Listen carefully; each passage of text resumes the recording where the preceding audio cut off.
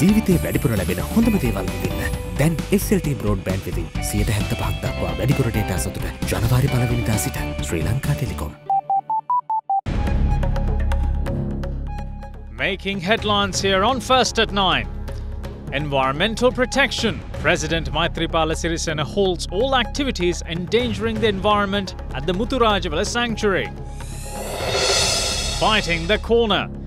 Foreign Affairs Minister Tilak Marapana defends the Sri Lankan judicial system at the UN Human Rights Council. With much regret that we must also report slow progress in establishing transitional justice mechanisms. Sri Lanka's judiciary and the law enforcement mechanisms are fully capable and committed to advancing justice to all concerned. Judgment Day. Party leaders fixed the day to debate the no-confidence motion against the Prime Minister. Apologetic Facebook. Facebook's chief executive Mark Zuckerberg admits mistakes in data handling. What dangers lie beneath social media? Beware of third-party apps is a belated warning that we get out of this current Facebook crisis. Kerosene subsidies. Minister of Petroleum says the commercial sector is abusing the kerosene subsidy. Why should we give that subsidiary to a business person? We are giving the subsidiary to the poor people.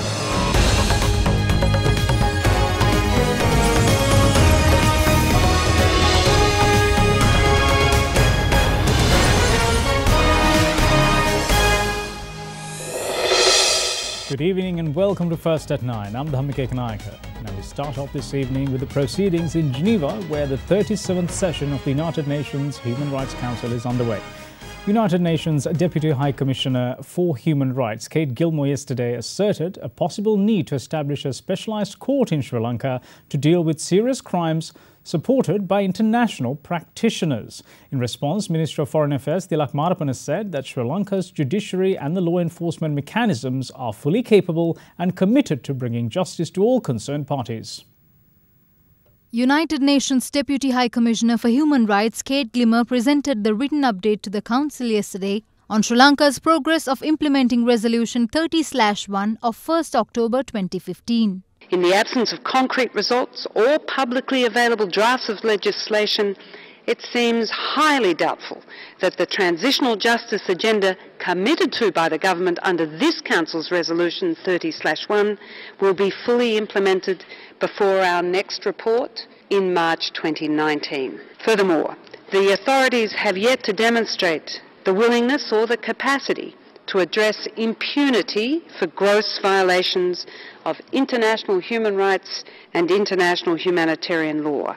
This strengthens the arguments in favour of the establishment of a specialised court to deal with serious crimes, supported by international practitioners. Making his statement, Minister of Foreign Affairs Tilak Marapana stated that Sri Lanka's judiciary is fully capable of bringing justice to all concerned parties and has a long history of integrity and professionalism. We are deeply committed to uphold the rule of law and to ensure the equal protection of the law to all our individuals without discrimination as guaranteed under the Constitution of Sri Lanka. As you are aware, the action by the Sri Lankan security forces during the conflict was against a group designated as a terrorist group by many countries and not against any community in our country. Mr. President, in September 2017, the President formally operationalized the Permanent Office on Missing Persons. Over 70% of private land which had been with the security forces during the conflict has now been released to be given to their original rightful owners. The public is already benefiting from the Right to Information Act, which was operationalized in February of 2017. We are pained by the recent incidents in a few areas of Sri Lanka targeting members of the Muslim community who represent an integral part of the pluralistic society of Sri Lanka. Such acts which go against our shared vision of a Sri Lankan where equal rights and rule of law are guaranteed for all have no place in a democratic pluralistic society. Sri Lanka's judiciary and the law enforcement mechanisms are fully capable and committed to advancing justice to all concerned. and since January of 2015, steps have been taken to further strengthen its independence. All reconciliation mechanisms can and will be implemented in accordance with our Constitution. Meanwhile, UN representative for United Kingdom and the European Union representatives also voiced their views on Sri Lanka. With determined leadership and a clear timeline for action, this government can deliver the reform and justice agenda and take the actions needed to support long-term reconciliation with the support of all Sri Lankans. We firmly believe that implementing the reforms in Resolution 34.1 and 31 will help give all Sri Lankans assurance of the safe, peaceful and prosperous future they deserve. In Sri Lanka, the EU welcomes the significant improvements made in respect for human rights, but the government needs to take immediate action to build confidence by completing the return of occupied land, replacing the PTA and advancing the identified transitional justice mechanism. Since 2015, we have actively supported Sri Lanka in its efforts to favor justice, reconciliation and human rights. We witnessed significant improvements, notably in the areas of freedoms of expression and assembly, and important steps towards reconciliation, most recently in the setting up of the Office of Missing Persons.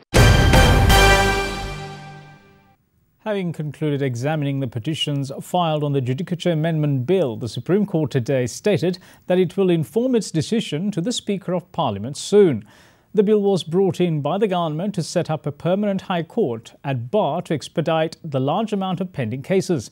Several petitions were filed challenging the bill by several parties, including parliamentarian Dinesh Gunawardena, who represents the joint opposition, and the chairman of the Sri Lanka Podujana Peramuna, Professor G.L. Pires. Those petitions allege that certain sections of the proposed draft bill would allow the government to seize the powers of the judiciary and that certain selected individuals could likely be targeted for acts of revenge through the Special High Court to be established by the bill.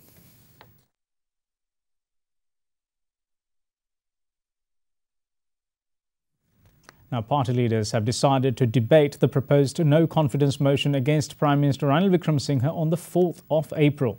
The decision was arrived at during the party leaders' meeting held at Parliament this morning. The no-confidence motion against Prime Minister Ranil Wickremesinghe was handed over to Speaker Karu Jayasuriya by parliamentarians of the joint opposition yesterday. At the party leaders' meeting this morning, it was decided to take the debate on the no-confidence motion on the 4th of April for 12 hours and it to be followed by a vote.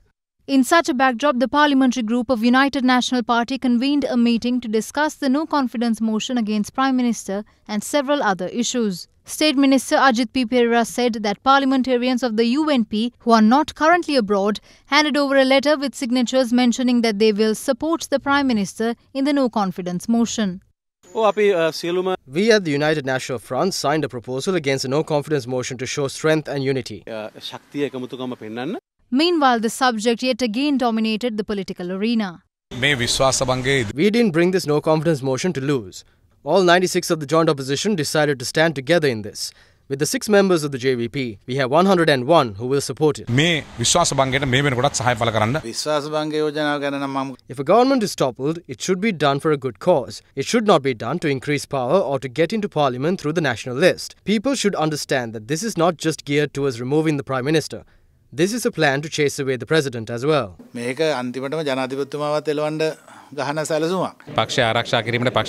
step forward to protect the party and its leader. I am the one who fight the most within the party and its consequences are also borne by me. I have stated that changes are required within the party while standing ready to leave all positions. No one spoke to us about the no-confidence motion. It's futile to expect cooperation on these things without discussing it with us first. We didn't do this in expectation of positions. We made the move because we realized we couldn't work with this Prime Minister. They have to take a policy decision on signing a no-confidence motion against the Prime Minister and continuing to be in the government. We know that a considerable number of the SLFP will vote against the motion. After that, the UNP government will become even stronger.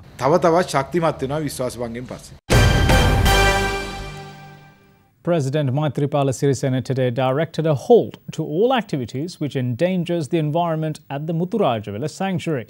The head of state gave the directive this morning following an observational tour of the sanctuary. President Maithripala Sirisena engaged in an observational tour of the Muthurajavela sanctuary this morning. During his visit, the president directed all land filling adjacent to the Muthurajawala sanctuary be halted, even if permission for such activities is granted by state institutions. Following the tour, the head of state had discussions with state officials and ministers. Some factions of the government have also permitted the environmental destruction in Muthurajawala, and that's the first mistake. Definitely, this is something that should not be done. It is a fault of the engineer as well, and I don't know whether he is here or not. Another investigation should be conducted. The question arises whether we should allow such destruction for money and power. Therefore, we have to take certain decisions after discussing the matter with the legal sector. There should never be environmental harm when using and managing land, irrespective of whether it's private land or states. Vehicles carrying soil and other machinery shouldn't enter this area. I think the STF is the best to ensure that it doesn't happen. Barriers should be placed in every entrance to the area. In the meantime, President Maithripala Sirisena left the island for Pakistan this afternoon on a two-day official visit. The Sri Lankan head of state will grace Pakistani's Republic Day celebrations as the chief guest. President Maithripala Sirisena meanwhile congratulated his Russian counterpart Vladimir Putin on his victory at the recently concluded elections in Russia, in which Putin won with 76.6% of the vote, his highest ever score. President Sirisena went on to say that he is confident in the Russian people's ability to achieve a new level of progress in the country's development under his leadership.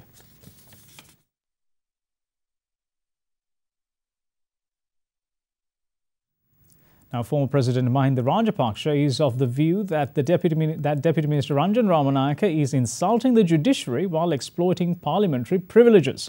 The former head of state made his thoughts clear while addressing an event held at his official residence in Vijayarama yesterday. Candidates of Sri Lanka Podujana Peramuna elected to local authorities following the recent election representing the districts of Colombo and Gampaha took oath before former President Mahinda Rajapaksa today.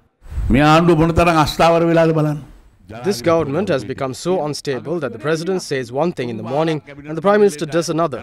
The President brought a bill to the Cabinet on 3 occasions to cancel the Committee on Economic Management, but no one cared. We see in papers that the committee has convened.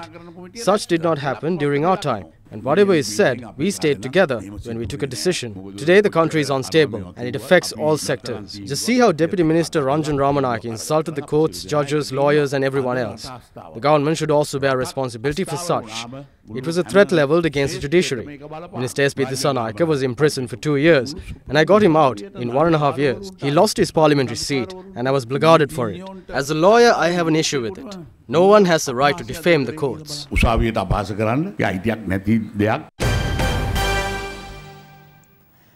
Senanayake, who was a mayoral candidate for the Colombo Municipal Council in the recent local authorities election, took office today. Representing the United National Party, she becomes the first ever mayoress of Colombo.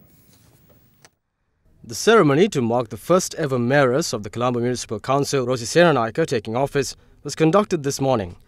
Various members of the United National Party, including ministers and parliamentarians, also graced the occasion.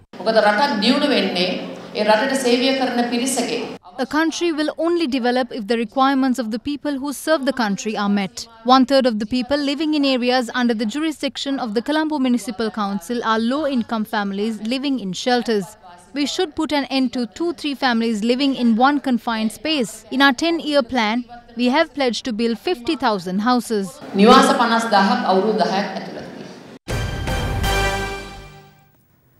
Minister of Petroleum Resources Development Arjuna Ranathunga says that measures will be taken to cancel the dealership of fuel station owners who are culpable of mixing kerosene with fuel. The minister heralded the warning while addressing a media briefing held at the Ministry of Petroleum Resources Development today. Why should we give that subsidiary to a business person? We are giving the subsidiary to the poor people. And if they are going to capitalize that, I think as a government we should take very strong stance. Maybe then in that case we can increase the price. Kerosene oil price, we can increase the price for commercial purposes. I think that is the second option. If they are going to have an issue with that, we are going to increase the price, but we might have a mechanism how we can look after the general poor people. You are watching Sri Lanka's premier news channel, Derana 24/7.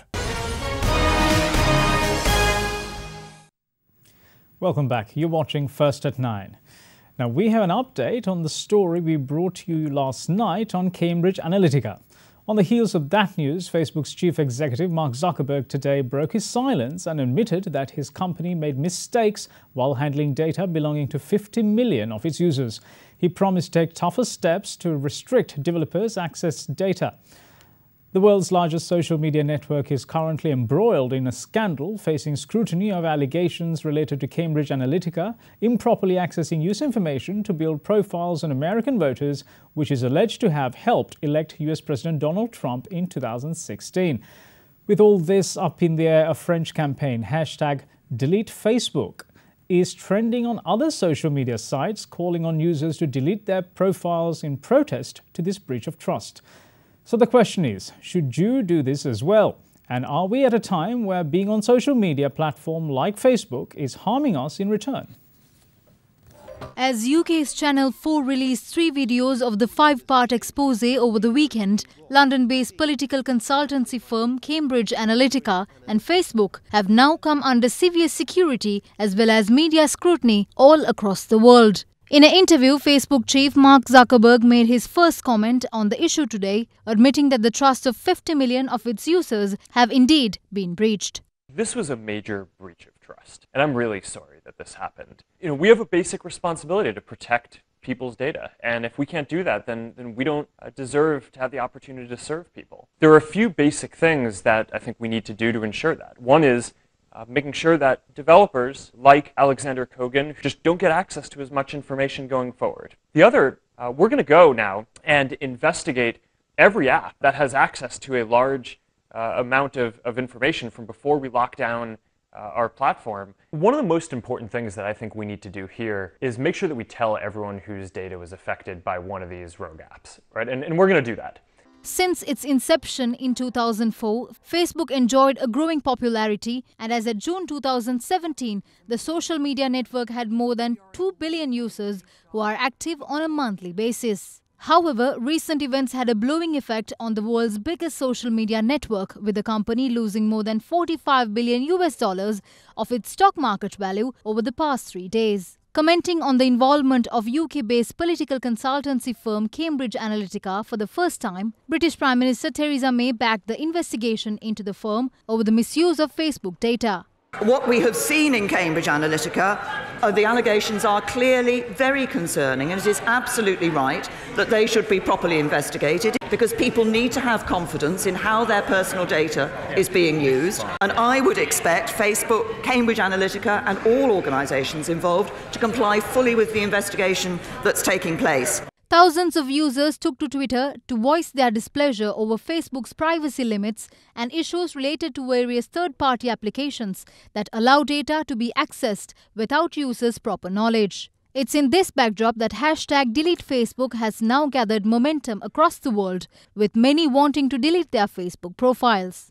We still have hardware companies. It's not as if Apple and Google and Android also aren't able to collect data on us. Whether people leave Facebook and delete their individual profile will not really substantively impact the entire system and the structural ways in which we are increasingly being datafied, commodified, bought and sold and traded on the open market. Although comparatively, internet users of other countries are aware of the importance of privacy, do users in Sri Lanka realize the same? Even just few weeks back, fake news is alleged to have played a part in exacerbating the candy unrest that prompted the government of Sri Lanka to ban access to the platform for a few days. Do Sri Lankan internet users clearly understand the hidden dangers that lay beneath social media platforms? Privacy online is a relative concept, but within that, we can and we should control how much we give out, and this is what most users haven't been doing.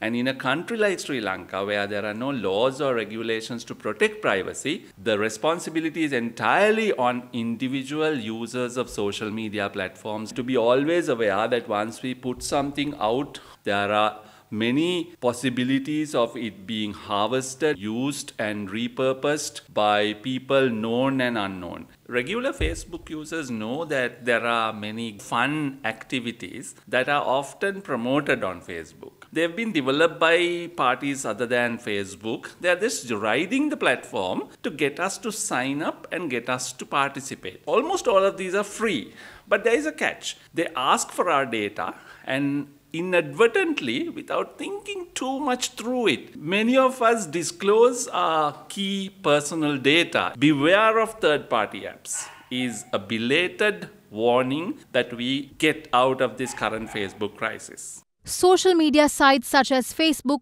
Twitter, Instagram and Snapchat has indeed been developed in the Western world with the need to address issues pertaining to their society. But in order to make a profit, these products has managed to leave the country of origin and makes their way to a country like Sri Lanka, where a conversation in a society used to occur face to face. The question that we must continue to ask is whether these products can address issues of our society or whether we need to take precautionary measures to safeguard the said society.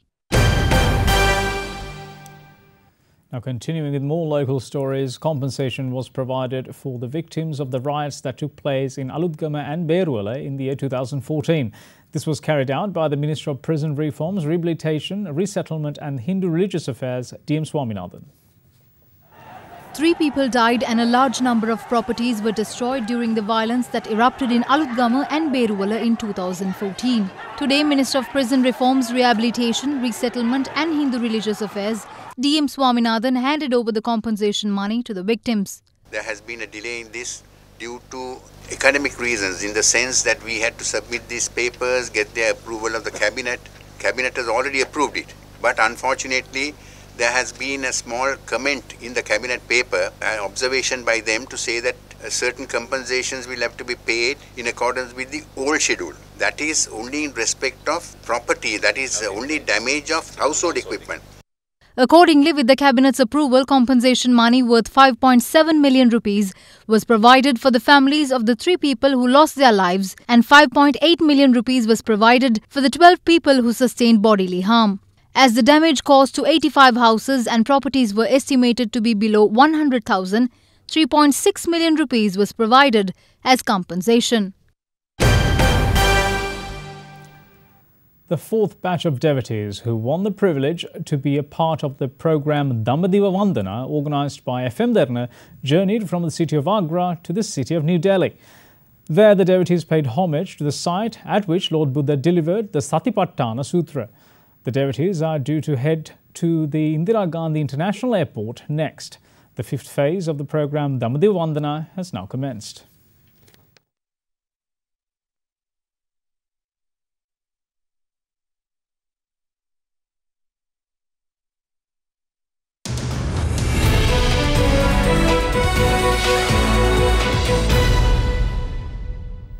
Minister of Youth Affairs and Southern Development, Sagala Ratnayaka, says that Sri Lankan government is focused on attracting high-end tourists to the country as part of its plan to boom the tourism industry.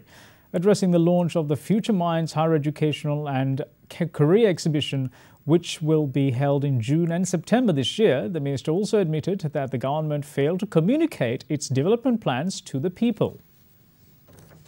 Although everybody is complaining, saying the government is slow, we're sleeping, we're not doing anything, that's not true. We've done a lot. We've, I think, failed to communicate properly. That I agree. That's one of our biggest failures. But our planning, our assessment of where Sri Lanka can go, that we've done right, and we've done our planning right. Now we need to do some proper implementation and some proper project management. There'll be enormous number of business opportunities coming. It's not going to be the tourism that we had in the past, where they come and spend their entire 7-day stay in one hotel. You can eat and drink as much as you like. You don't go out of the hotel. You sunbathe and you go home. It's different now. It's the smaller hotels will also start and will have a market. We'll be targeting the higher end tourists, those who pay more to stay, more to experience Sri Lanka. And there are the industrial zones.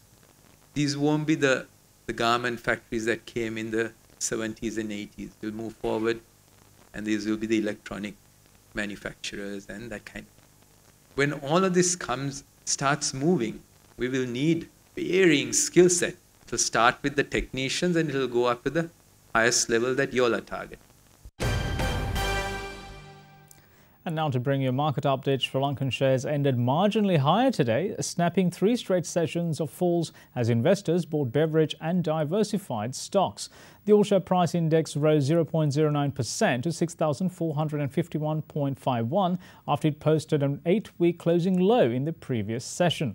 Let's cross over to Imeshi Fernando at the Colombo Stock Exchange for more details. The market capitalization at the end of the day was 3,012.23 billion rupees. Top 5 gainers of the day were Adam Investments, Morrison, Blue Diamonds Non-Voting, Morrison Non-Voting and Ceylon Printers. Today's foreign purchases were 431.34 million rupees and foreign sales were 456.3 million rupees.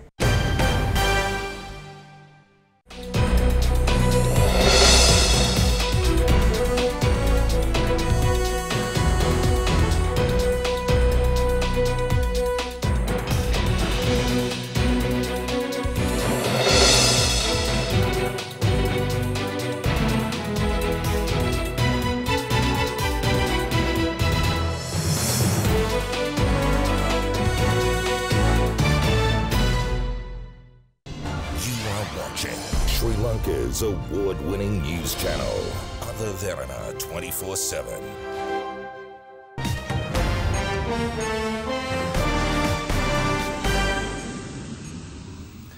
Welcome back. Now it's time to take a look at news from around the world. A Palestinian teenager arrested after slapping an Israeli soldier has accepted a plea deal that will see her serve an 8-month prison term. Ahed Tamimi agreed to plead guilty to 4 of 12 charges she faced, including assault. A teenage Palestinian girl who was filmed kicking and slapping an Israeli soldier in the occupied West Bank accepted a plea deal yesterday under which she will be sentenced to 8 months in prison. 17-year-old Ahed Tamimi became a hero to Palestinians after the December 15th incident outside her home in the village of Nabi Salah was streamed live on Facebook by her mother and went viral. Her trial began last month and she faced 12 charges, including aggravated assault. Tamimi's attorney said that under the deal approved by the court, Tamimi will plead guilty to a reduced charge sheet that includes assault and would be sentenced to 8 months in jail and pay a fine of 5,000 shekels. UK Foreign Secretary Boris Johnson likened the way President Vladimir Putin is promoting the World Cup in Russia to Hitler's notorious use of 1936 Berlin Olympics. The Foreign Secretary said Labour MP Ian Austin was completely right to say that Russia's president wanted to gloss over his brutal, corrupt regime.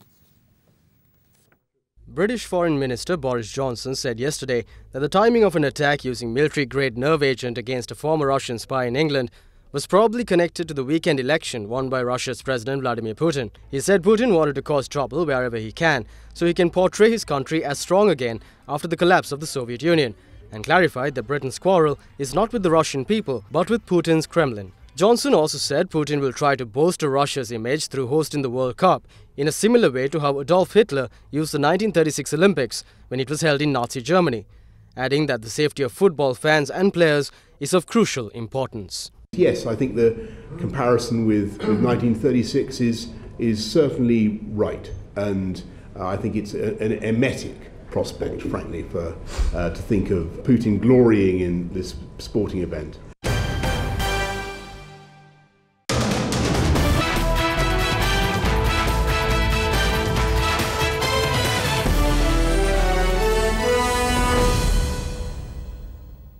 Time for sport. Now in the ICC Women's Championship, Pakistan gained a position in the top half of the table as they beat Sri Lanka comprehensively today in Dambulla by 94 runs. Opting to bat first, Pakistan posted a whopping 250 for 6 with Bisma Maroof chipping in with a valuable 89 runs. Sri Lanka's chase wobbled from early on and they failed to recover. Eventually, Sri Lankan women were bowled out for 156 in just 37 overs.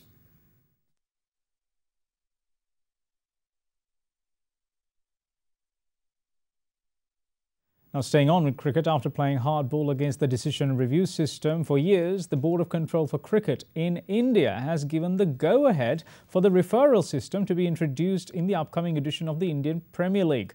With the league beginning a new start after completing a successful decade, the upcoming season will be the first occasion where the system will be put to use. The Decision Review System, or better known as DRS, will be introduced in the upcoming Indian Premier League this year. DRS is a technology under which teams currently can make appeals against an umpire's decision in all formats of the game. The review system was long opposed by the Indian Cricket Board. DRS aims to reduce umpiring howlers by detecting edges and predicting the trajectory of the ball to ensure correct catch and leg before wicket decisions. IPL will now become the second T20 league in the world after Pakistan Super League to use DRS. Shanila Fernando is at the other Derana Weather Centre with your Forecast First evening edition.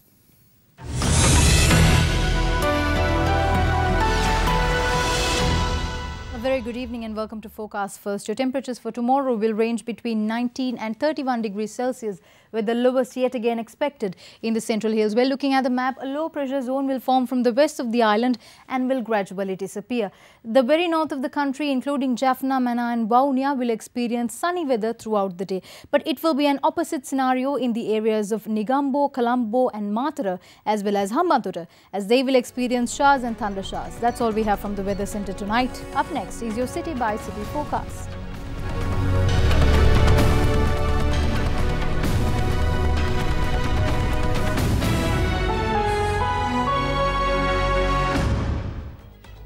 And that's it from all of us here at First at 9. But before we go, we're going to take you to one of the most fascinating waterfalls Sri Lanka is blessed with. St. Clair's waterfall is one of the widest waterfalls in Sri Lanka. It is facing some challenging times, however, as the waterfall is affected by the Upper Kotmale hydropower project. Hope you enjoy. Bye-bye.